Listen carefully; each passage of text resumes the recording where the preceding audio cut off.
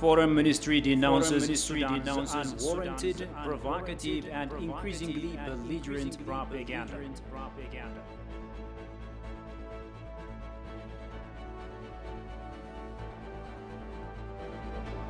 And the Turkish ambassador says EU-led tripartite negotiation will bring amicable solution to GERD dispute.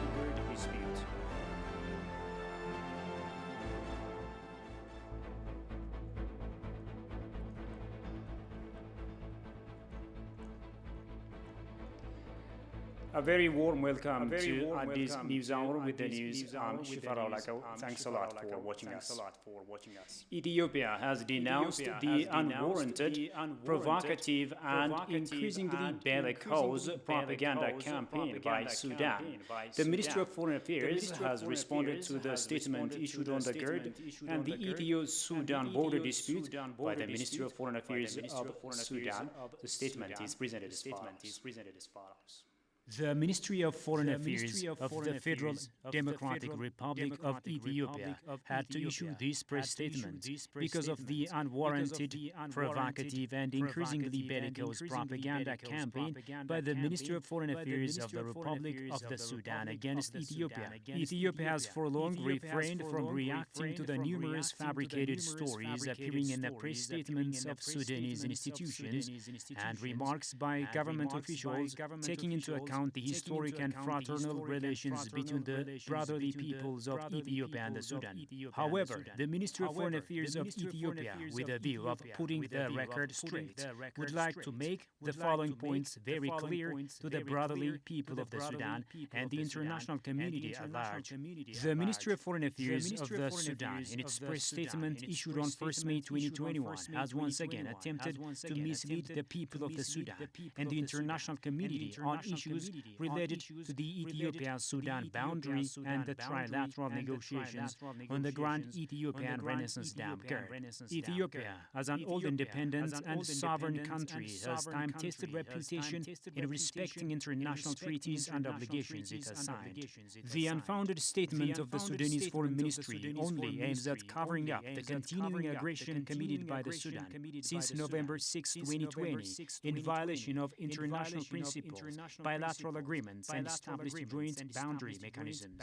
The unprecedented hostile military actions by the Sudan, the current chair of our regional organization, the Intergovernmental Authority on Development IGAD, has resulted in the looting and burning of properties, killing of civilians, as well as the displacement of thousands of Ethiopians. Ethiopia strongly believes that all the recent actions and vitriolic propaganda campaigns of the government of the Sudan against Ethiopia do not reflect the wishes and aspirations of the peace-loving people of the Sudan.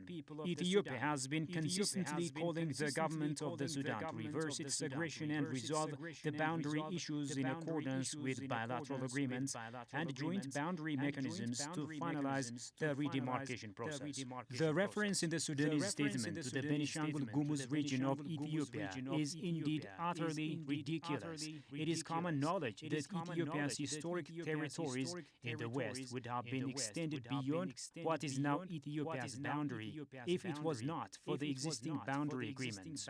The attempts by the government of the Sudan to mix the boundary treaties with the unjust, exclusive, and colonial-based bilateral agreements on the utilization of the waters of the Nile is regrettable. As far as Ethiopia is concerned, it has repeatedly expressed its position regarding those colonial-based agreements, whose sole aim was and still is to deny the rights of upper riparian states, including Ethiopia, to use the waters of the Nile. Ethiopia, therefore, categorically rejects any and all attempts to preserve a self-appropriated water quota among the downstream countries. The insistence of downstream countries to monopolize the waters of the Nile and politicization of technical issues are the main challenges that the trilateral negotiations have faced. Ethiopia calls for the peaceful resolution of the boundary issues issues with the Sudan based on the existing joint boundary mechanisms and finalizing the trilateral negotiations on the GERD in accordance with the Declaration of Principles DOP of 2015.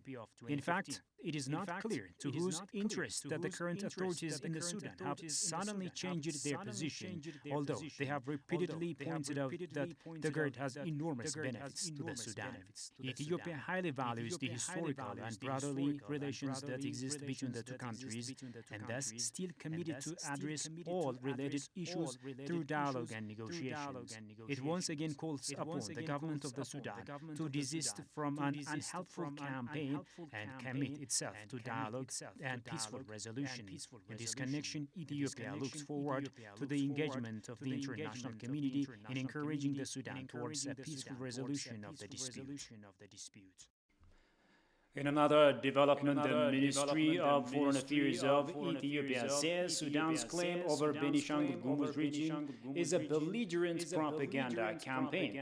Ministry spokesperson Ambassador Dina Mufti has briefed the press on current issues. James McGraw reports. Welcome to our weekly briefing. Ministry of Foreign Affairs spokesperson Ambassador Dina Mufti gave press briefing on latest development in Ethiopia. In his press briefing, Ambassador Dina addressed Ethio-Sudan border conflict and the upcoming general elections, along with other political and economic diplomacy issues. Ambassador Dina noted that Sudan recently claimed over Benishangul Gumuz region as its own territory. The claim, according to the ambassador, is not only unwarranted and provocative, but also increasingly bellicose propaganda campaign. Sudan has been giving provocative statements over the last since it has invaded Ethiopian territory, November 6. Ethiopia has been there was tolerance. We can call it over tolerance on the part of the Ethiopian government because of its commitment for peaceful resolutions of this border dispute. However, the Sudanese have continued violating Ethiopian territories, looting Ethiopian properties, and giving out negative propagandas. Particularly the recent statement on the Benishangul is non-starter. It is a statement that has been ill-conceived, and based because the Benishangul issue has nothing to do with other border disputes with Sudan. It has nothing to do also with the trilateral negotiations that we carry out on the GERD. So the Ethiopian government vehemently has condemned it. The spokesperson also said European Union cancels its election observation mission to Ethiopia. This, according to Dina, comes after the Ethiopian government declines to accept EU's illogical election observation precondition. Ambassador Dina also talked about the repatriation of some 683 Ethiopian citizens from Riyadh, Saudi Arabia. Meanwhile, the Ministry of Foreign Affairs of Ethiopia in its statement says, although few external observers could add some value to strengthen the quality of electoral processes in Ethiopia, they are neither essential nor necessary to certify the credibility of an election.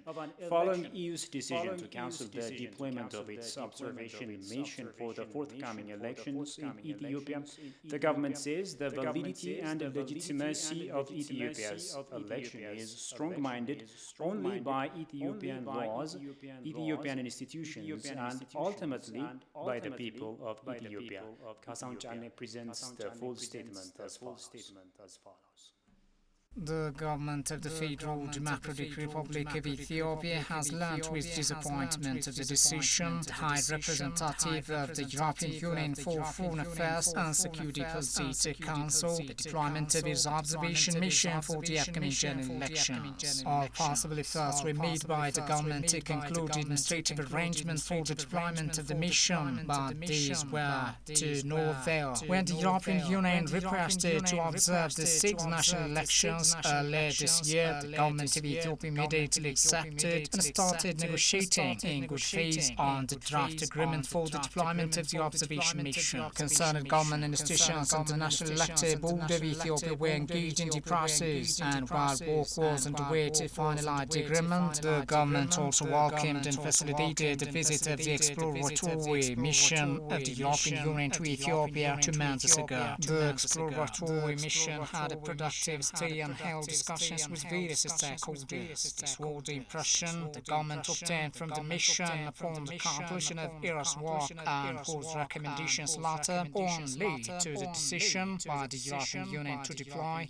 the observation mission. While the government was working tirelessly and expeditiously, hoping to reach an agreement on the modality of the deployment, it is very unfortunate to have learned that the issue of communications equipment was put forth as a deal breaker for the European Union to observe one of the most hoped for democratic elections in the country's history. The government of Ethiopia from the beginning has made it abundantly clear that visa services can only be provided by the Ethio Telecom, while accepting additional requests by the European Union to import related equipment. As an important strategic partner and staunch supporter of the reform process, this demand by the European Union has come as a surprise to the government of Ethiopia, as none of these elements were a bone of contention in the past elections. At a time when the telecommunication infrastructure in Ethiopia has made huge strides employing the latest available technologies, questioning the effectiveness and efficiency of ERA services is not a convincing reason to take the hasty decision of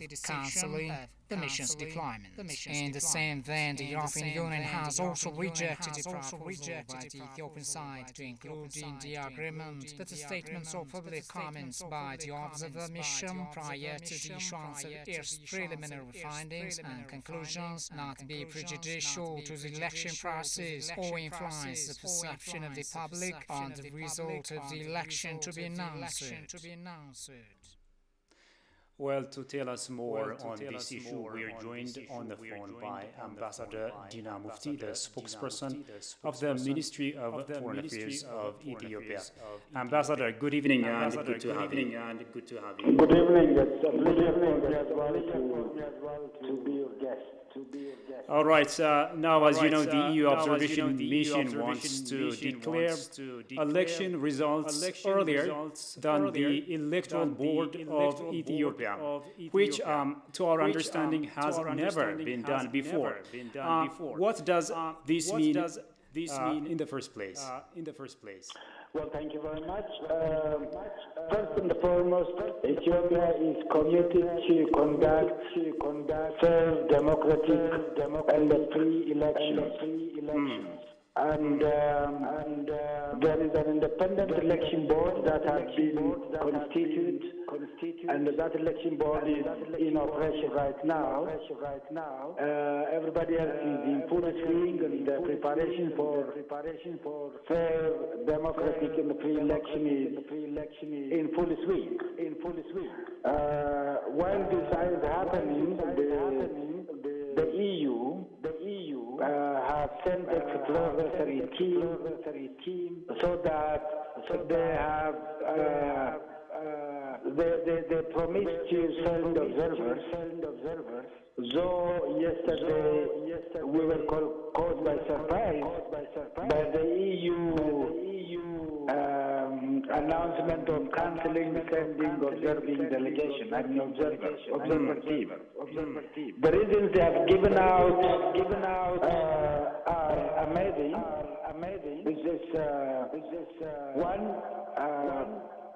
One of the reasons are technical issues that should not be a deal breaker.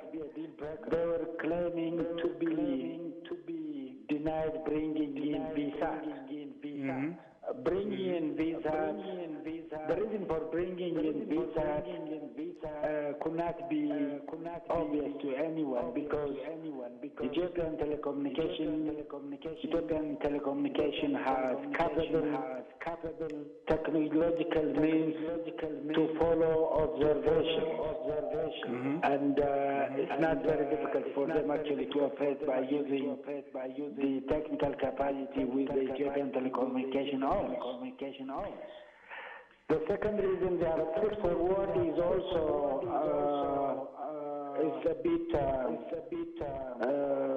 doesn't hold water because they were talking about advertising the outcome of the election before the National Election Board does.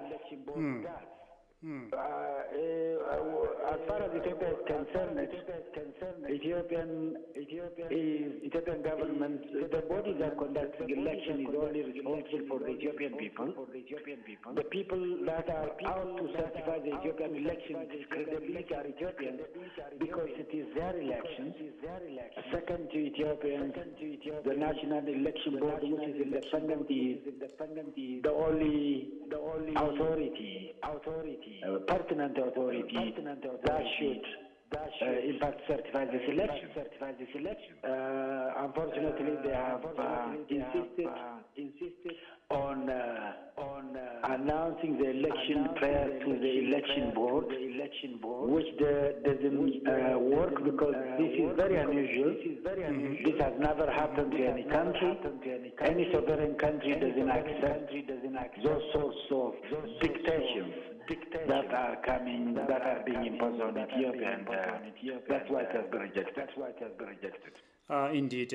Ambassador, let's also talk about the Sudan, which has been, as you know, wreaking heavy damage to Ethiopians, which Ethiopia has to tolerate for the sake of peaceful resolution of the border issue.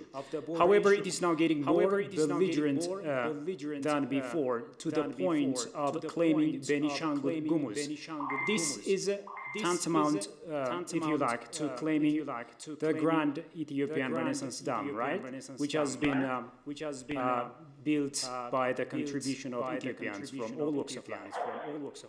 That's right. As a matter of its foreign policy, Ethiopia is committed to good neighborliness with the neighboring countries, and Sudan is one of our neighbors. We respect the Sudanese people. We value them. We have a natural bondage with them, which we always value at the highest level. Though the recent activities by Sudanese military group, the acts of invading Ethiopian territory, looting Ethiopian property, and the displacing of farmers is something that should be condemned. And it is an act which Ethiopia has been tolerantly trying to rectify by bringing to the international community's attention what the Sudanese military junta has done, though that they have taken it for being timid. And instead of regretting what they have done, instead of desisting from those acts, the Sudanese have continued provoking Ethiopia to the extent of claiming our legitimate sovereign territory to be there. This is something that is definitely doesn't work, doesn't represent Sudanese interest, the interest of the people. Is actually a proxy thing, which only mercenaries can do, and that is what we have condemned in our statement by the Ministry of Foreign Affairs today. Well, Ambassador, thank you so much for your perspectives, and have a great night. You are welcome. Have a nice evening. Take care.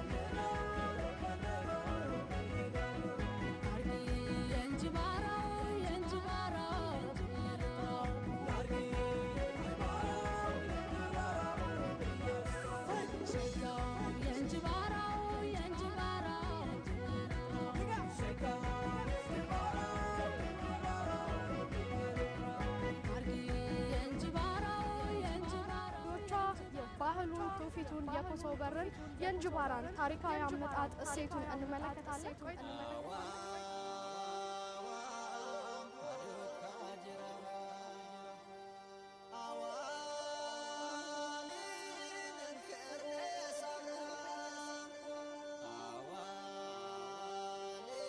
እንጅባራ ማለት በኢትዮጵያ ታሪክ ውስጥ የጥንት ከተማ ከሚባሉት እንጅባራ በማለት ሳይሆን ረጅም ዘመን ያስቆጠረች ከጎንደር ነገስታት ጀምሮ የተመሰረተች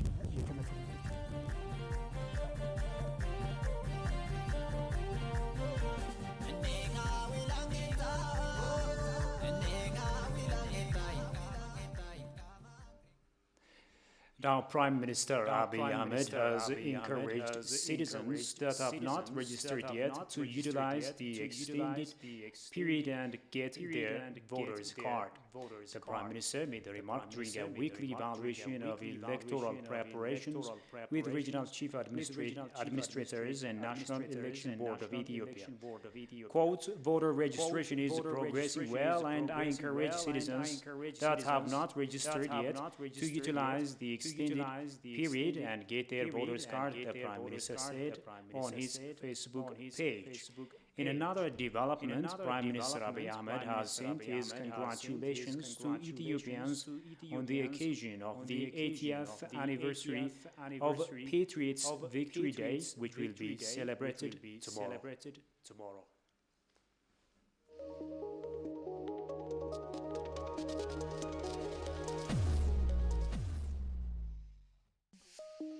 Egypt's former Foreign Minister Mohammed Al-Orabi says Ethiopia and the international community at large will not take the Grand Ethiopian Renaissance Dam dispute seriously until it can be shown that Egypt and Sudan are capable of deterring any threat and defending its rights.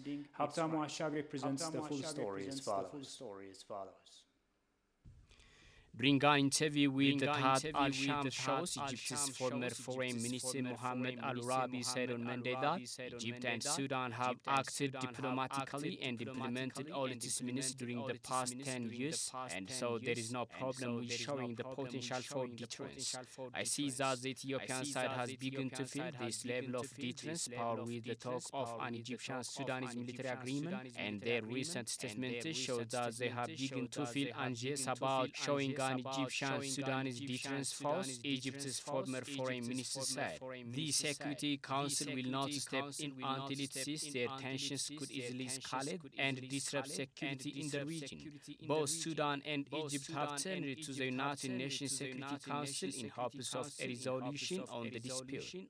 In response, Ethiopia's Deputy Prime Minister and Foreign Minister Demeke Mekonnen announced that exerting unnecessary pressure on Ethiopia by internationally politicizing and internationalizing the matter will not make Ethiopia accept the colonial era treaty over the River Nile. The three parties have held several rounds of negotiations over the past decade but have ultimately failed to reach an agreement. Egypt voices fears that the grid will negatively impact the country's water supply and has insisted that measures be put in place to protect downstream countries in case of drought during the dam's filling process.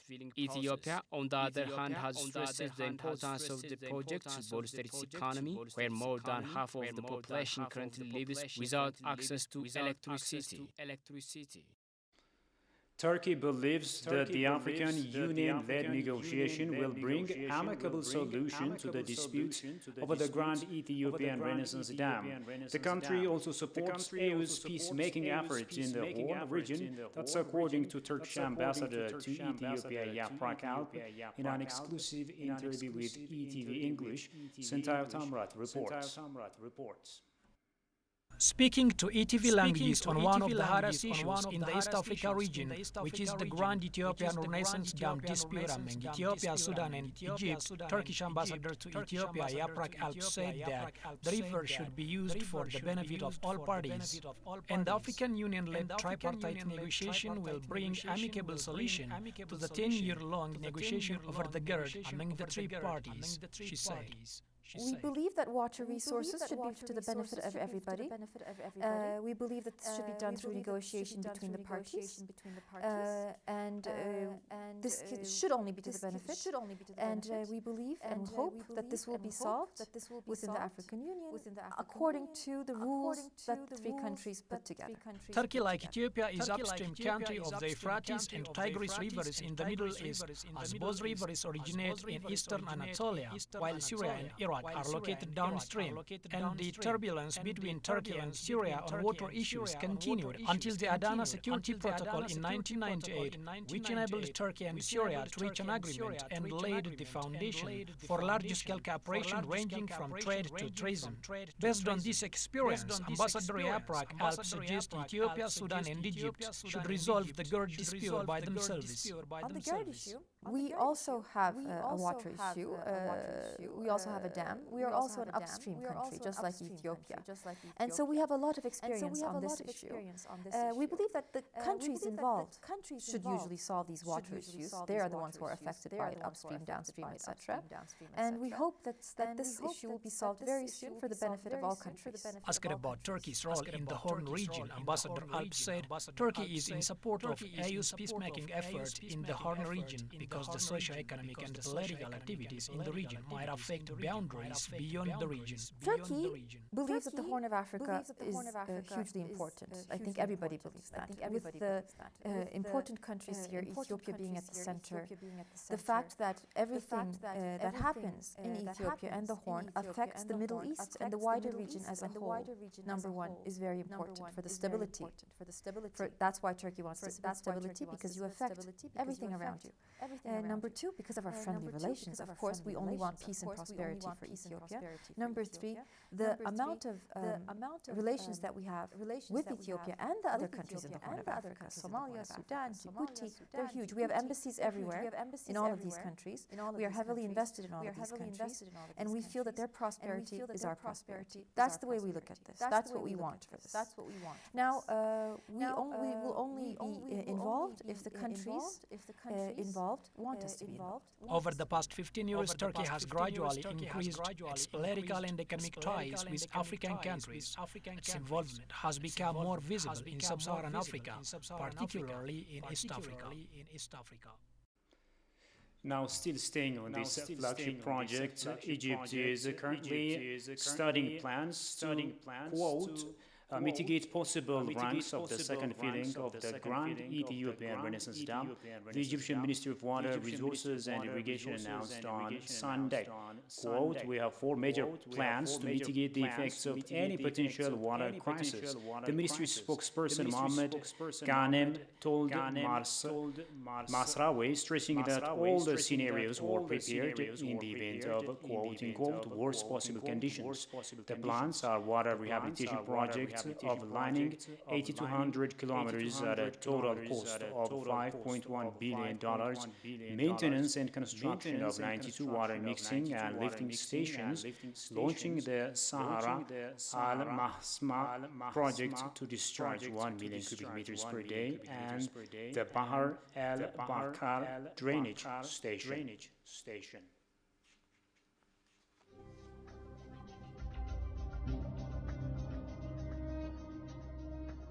Ethiopia is the source of the Blue Nile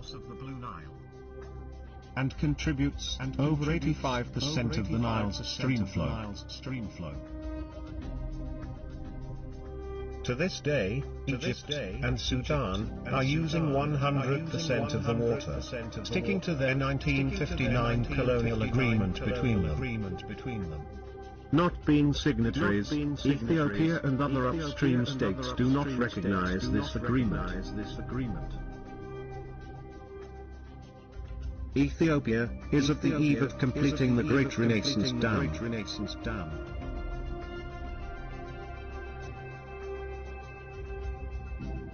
costing over 5 billion US dollars, that is being paid by ordinary Ethiopians.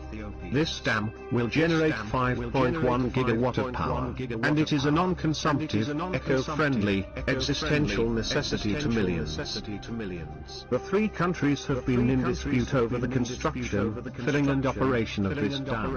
Even thought this dam provides major benefits to Sudan and Egypt in terms of reducing evaporation loss, silt, sedimentation and unexpected flood. This dam is not just about generating power. It is a matter of survival for millions of Ethiopians who deserve a dignified life as their Egyptian counterparts. Now moving to other stories. Residents of Addis Ababa commend the decision passed by the Council of Ministers Saturday to designate TPLF and Sheni as terrorist groups. The residents approached by TV articulated the need to ensure law and order in the country. It is what they said. It is an undeniable fact that these groups are terrorists. However, it is too late in designating them as a terror group. Their crimes are known and documented well, not only in the country, but also abroad. Repeated demonstrations are held to uncover this fact.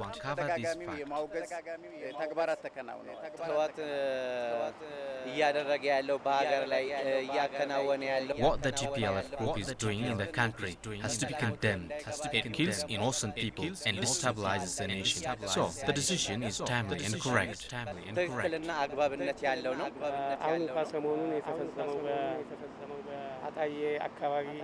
We are currently witnessing such cruel attacks on civilians in different parts of the country. The case of Ataye is an example where children, women and elderly people have been together. And the latest attack on the way to Gojam can also be mentioned, signaling how the situation is getting worse. Therefore, the decision to designate Sheni and TPLF as a terror group will helpfully address the security issue across the nation.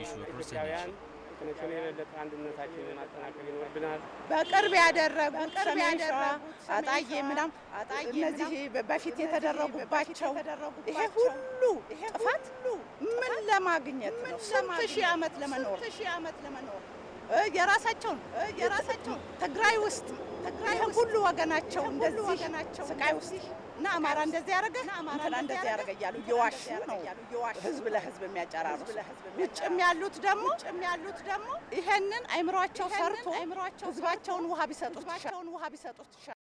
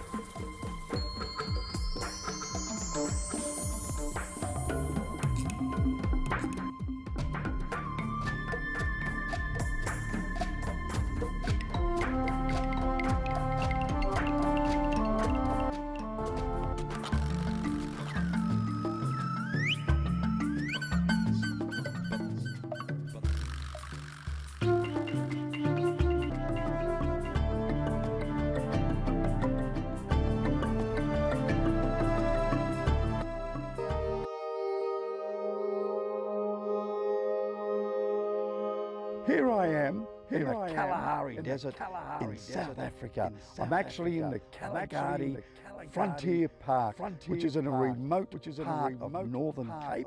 It's about as far into South Africa as you get. We're bordered on one side by Botswana and on the other side by Namibia. This is the most beautiful region.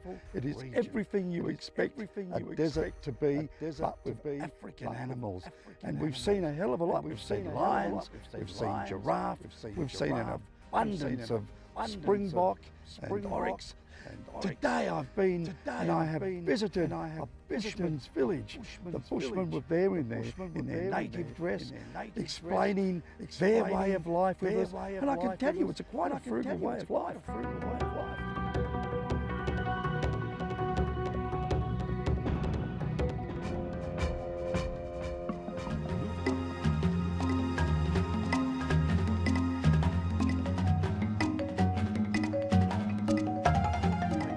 Lifestyle may be simple, but it seems to be that they're very, very happy people. Then now we are back in our place where we was bushman.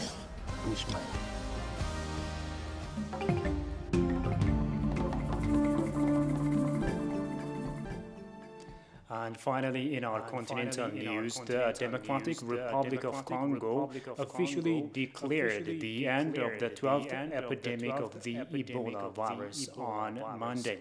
It comes 3 months after resurgence in the east of the country in the North Kivu province. A total of 12 cases had been recorded, with 6 deaths and hundreds of people vaccinated since the resurgence of the epidemic on February 7 in North Kivu, the health ministry said. The World Health Organization raised the epidemic to emergency status, fearing it would spread. The virus is mainly transmitted through bodily fluids and may cause symptoms such as fever, vomiting, bleeding, and diarrhea. That's according to Africa News. Finally, a quick reminder of the top stories. Foreign Ministry denounces Sudan's unwarranted, provocative, and increasingly belligerent propaganda.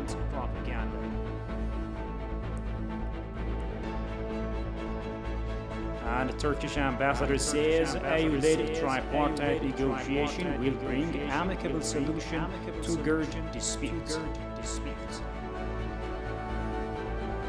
And with that, we come to the end of this news edition. Many thanks for